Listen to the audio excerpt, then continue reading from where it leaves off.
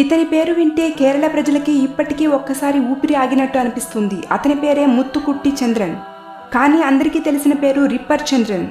అతనికి రిప్పర్ అనే పేరు ఎందుకు వచ్చింది? అతను హత్యలు ఎందుకు చేస్తున్నాడు? ఎలా చేస్తున్నాడు? ఈ కేసును పోలీసులు ఎలా ఛేదించారు? ఈ విషయాలని తెలుసుకోవాలంటే మొత్తం వీడియోని చూడండి. దయచేసి చూసే ముందు మన ఛానల్కి సబ్స్క్రైబ్ చేసుకుని లైక్ చేయండి.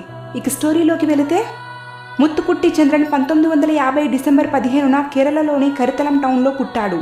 చిన్నప్పుడే తండ్రి మరణించడంతో మానసికంగా కృంగిపోయిన చంద్రన్ 14 సంవత్సరాల వయసులో ఇంటి నుండి పారిపోయాడు.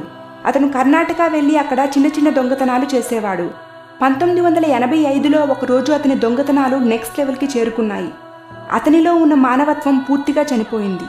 ఒక మామూలు నేరగాడి నుండి ఒక రక్తం తాగే మృగంగా మారాడు.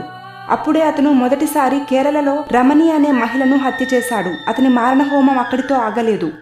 అతను బాధితులను చంపడానికి ఒక భయంకరమైన పద్ధతిని ఫాలో అయ్యేవాడు.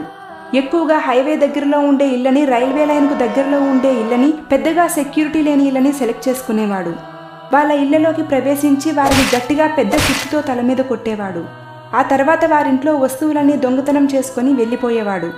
ఒక్కొక్కసారి చంపే ముందు ఆడవాళ్లను శారీరకంగా హింసించేవాడు. అతని చంపే పద్ధతి ఎంత భయంకరంగా ఉండేదంటే జాక్ ది రిప్పర్ అనే ఒక ఫేమస్ సీరియల్ కిల్లర్ని గుర్తు చేసేది.